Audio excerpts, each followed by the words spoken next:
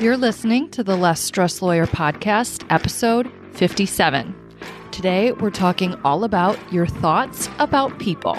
You ready? Let's go.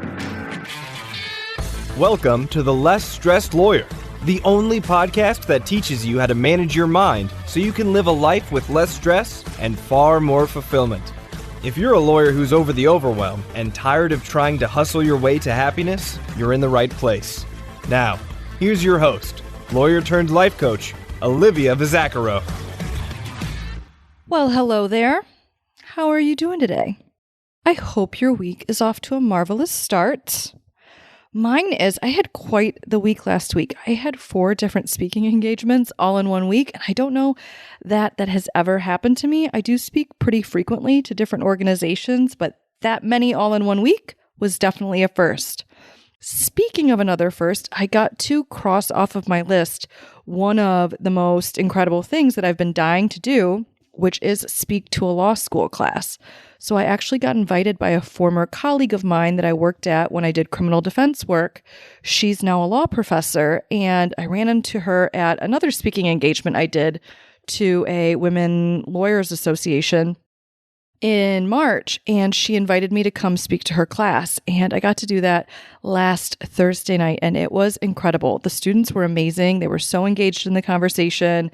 I coached them live, and they really participated. They were really transparent in front of their classmates. It was just absolutely incredible.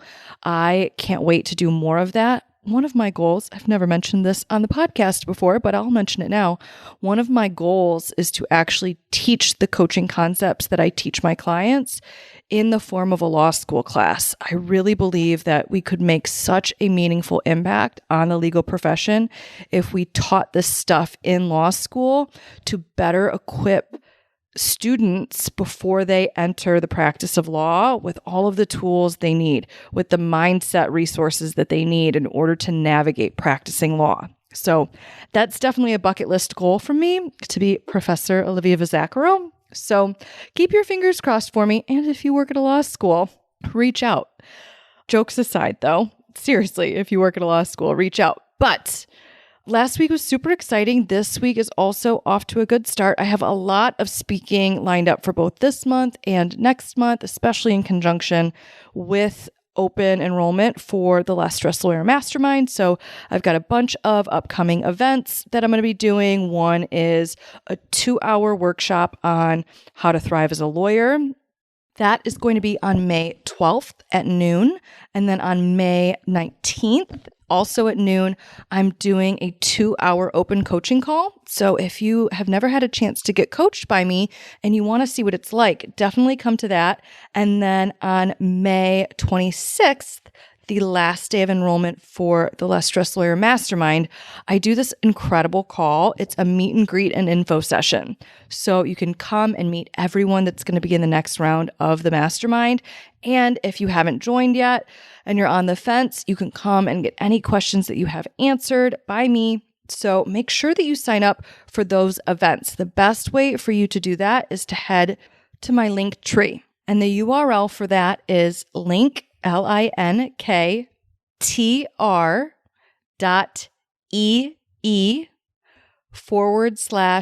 less stressed lawyer. I'm going to give it to you one more time. linktr.ee/the less stressed lawyer. If you go there, you can register for each one of those events that I just mentioned. Okay. You can also sign up for the wait list for the next round of the mastermind, which you absolutely want to do because that is how you get the first opportunity to enroll. Early enrollment is open from May 12th through May 14th, and only people on the wait list get the opportunity to enroll during that time before general enrollment opens up to the public. Okay. Spots in the mastermind are limited. So if you want to make sure that you snag your spot and you don't want to have to compete with the general public in order to do that, get on the wait list so you can sign up as soon as doors open. There's also going to be a special bonus if you sign up day 1 of open enrollment, of early enrollment. On May 12th, you get a bonus one-on-one private coaching session with me. So if you've been dying to coach with me in a one-on-one setting, and you also don't want to miss out on all of the amazingness of the mastermind, you get the best of both worlds if you join that first day. All right? So that's enough about me. Let's dive into today's topic. I have been dying to have a conversation with you about what we're going to be talking about today. And it's a little outside the box. It doesn't have so much to do with the practice of law, but it is just an observation that I've had when talking with people in the world, when talking to some of my clients, and it's been living rent-free in my head for the longest time. So I finally decided to record an episode on this sort of ancillary topic. So I wanted to specifically talk to you about the thoughts that you have about people. And specifically, the focus of this episode is the thoughts that you have about people generally. So not individual people in your lives, okay? Not like your mom or your husband or your wife or your client, a specific client, but what are the generalizations that you have made about people in the world? So one of the most common thoughts that's negative that I hear people say, and they say it so flippantly, just like so off the cuff, and it's such a negative thought. It like makes me cringe every time I hear it. I like get taken aback by it. So the thought is, I hate people. People will say this just in passing. They're like, oh my God, I hate people. And it's such a negative thought, right? How do you feel when you think this thought? So this isn't meant as a call out, but I want you to check in with yourself. Do you think this thought about people? If you do, check in with yourself. How does this thought make you feel? And then how do you show up in the world when you feel that way? When you're experiencing that emotion? What do you do? What don't you do? Better yet, right? What results does it create in your life when you're thinking the thought, I hate people, when you're choosing to believe that? Other variations of this are thoughts like people are the worst, or maybe it's more specific than this. People are fake. People are disappointing. People are selfish. People are cruel. People are ungrateful. People are exhausting. People are horrible. People are mean. What are the thoughts that you think about people, about society? One of the other thoughts that I hear parroted pretty frequently now is like the world is going to hell in a handbasket, or the state of the world is really terrible. This is akin to judgments about our society or about people generally, right? If the world is a bad place, or if the world is getting progressively worse, in turn, we essentially think people are getting progressively worse because people are what determine the direction of the world, right? And our future and the quality of it. So you want to check in with yourself and ask yourself, what judgments do I make about people generally? And do these judgments serve me? If this is you, if you're like sheepishly or shyly raising your hand and feel seen by me explaining some of this, if you're like, Olivia, I think some of these thoughts, I don't want you to judge yourself. I just want you to get curious and be honest. Why do you think this? Why do you think these thoughts?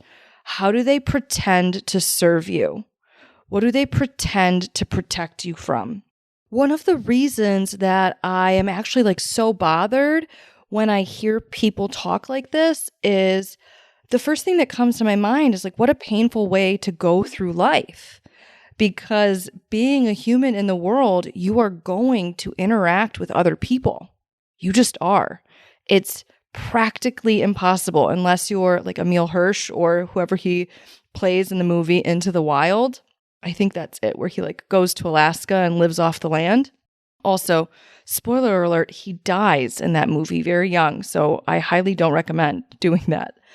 But if you are a person in the world, you are going to come into contact with other people, probably on a daily basis or something close to that. So if one of your most practiced thoughts is, I hate people, or people are the worst, or people are horrible or terrible, or some variation of these very negative thoughts, how is your experience going to be in the world? What is it going to be like? It's going to be negative. Every time you bring that thought, you bring that lens with you to your interactions with other people, you're going to taint it with negativity. So you're going to really tarnish your experience interacting with others as you're thinking this thought, if it's one of your most practiced thoughts. So if this is one of your most practiced thoughts, you want to be really honest with yourself. Does it serve you at all? How is it not serving you? How is it negatively impacting your life? I'd love for you to get really clear on that, right? If you're in control of how you feel, if every negative emotion that you feel is caused by your thinking, and you're thinking this negative thought, I hate people, or people are the worst, and you feel disgusted or frustrated or angry or annoyed or irritated because you're thinking these types of thoughts. Disappointed, discouraged, right? Underwhelmed, maybe. If you're thinking these thoughts and feeling these feelings, you're doing this to yourself. You're creating this emotional experience for yourself.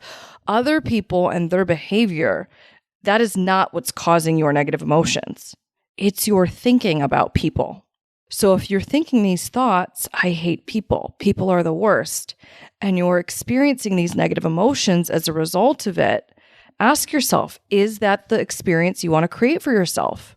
Or do you want to feel differently? Do you want to feel better on a daily basis? If so, you have to be willing to give up this thought. You also want to ask yourself, when you're feeling disgusted or frustrated or angry or underwhelmed or disappointed or discouraged or irritated, how do you act? What do you do? Do you judge other people? Do you look for their faults? Do you look for more evidence that people are the worst? That's what we do when we think negative thoughts like this. Our brains are so capable and competent that when we give it a negative thought like this, when we rehearse it in our mind, when we repeat it to ourselves, our brains say, not a problem. I'm going to go look for more evidence to confirm that this belief is true. So that's what they do. They go out on a mission and they search for evidence to confirm that belief. So you're going to be on the lookout. You're going to be hunting for more proof that people are awful, that people are horrible, that people are the worst. You're going to look for more of a substantial reason to hate people. You're going to look for supporting evidence to bolster your belief that you are right to hate people, that that's an accurate way to look at the world, that it's justified. Okay? And then when you do that, you're just going to hate people more. And you're probably not going to show up great in your interactions with them. So you're going to have more negative interactions. There's going to be more conflict in your life. You'll probably argue more. Maybe you'll withdraw. So you'll have less positive experiences to counterbalance the negative ones. And it's just going to be so much easier for you to indulge in believing this thought that people are the worst. So you're going to have greater reasons to hate them. Now, if you don't love the result that this creates, and you don't think that thinking, I hate people, people are the worst, serves you, and you want to operate differently, I have a couple suggestions for you. So first, I'm going to talk about like the strategy, and then we're going to address the mindset. But one thing I want you to do is really catch yourself when you're indulging in all or nothing thinking. Hey, this is a little perfectionistic, so I want you to be on the lookout for this. But when you think a group of people is either all or nothing of something, all bad, 100% bad, 100% cruel, 100% selfish, 100% fake, 100% disappointing, 100% horrible or mean. When we think like that, it's so extreme and it's so unrealistic, right? People aren't ever 100% anything. So you want to be on the lookout for this. This is normally like pretty bombastic, pretty dramatic thinking, and it's definitely optional. So you want to highlight it for yourself so you can snap out of it. And I'm going to give you some thoughts in a second to replace it. So be on the lookout for all or nothing thinking. You also want to avoid generalizing. Try not to slap labels on humanity as a whole, on people as a whole.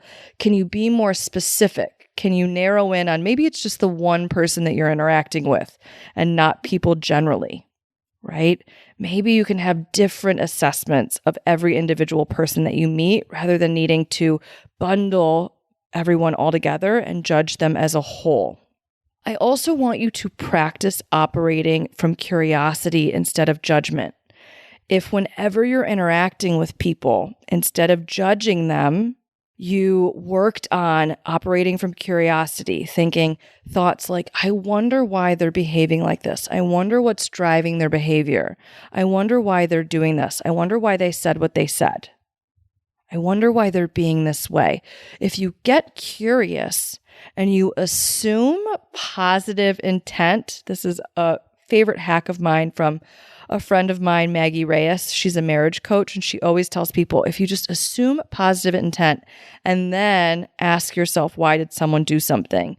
You're going to come up with such a different answer than if you're operating from our default negativity bias. Okay, so get curious and think, what are some other reasons people might be doing what they're doing, rather than thinking of the worst case scenario and the worst reasoning that would be driving them.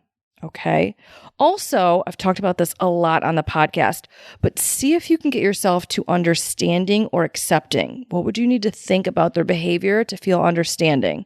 What would you need to think about what they've said or what they've done in order to feel accepting of it instead of being in judgment of it? Okay. Those are a handful of tactics that you can employ when you're interacting with other people. Okay. You also want to change the way that you're thinking about people collectively instead. And you can do this along a spectrum. I've talked about spectrum thoughts before, when we're creating a bridge of different thoughts that we can think, rather than going from people are the worst and I hate people to people are amazing and I love people. Which those are two thoughts that are totally available to you, and you can start practicing them now. You can start building your belief in those thoughts now, even if they feel like a little bit of a stretch, like a little bit of a bridge too far at the present moment. That's okay. But you could think something as positive as people are amazing, or people are wonderful, or I love people, or even just I like people.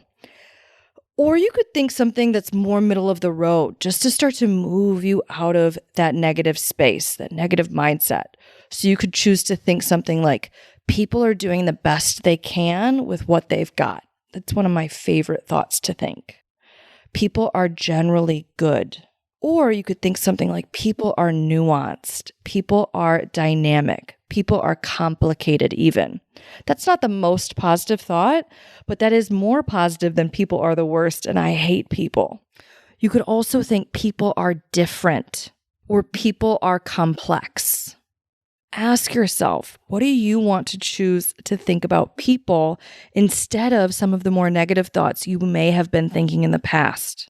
Another good way to think about this is, how do you want to feel when you think about people, when you interact with people? Make a list of some of the positive emotions you want to experience. What would you need to think about people in order to feel those feelings? Do you want to feel connected? Do you want to feel trusting? Do you want to feel loving? Do you want to feel understanding and accepting? Do you want to feel appreciative? Do you want to feel encouraged? Do you want to feel enriched or supported? Right? These are great emotions to create for yourself. And remember, you do create them for yourself. Other people don't make you feel these positive feelings. You make yourself feel them by choosing thoughts that create those emotions for you. You're in complete control of your emotional experience. You always want to make sure you remember that.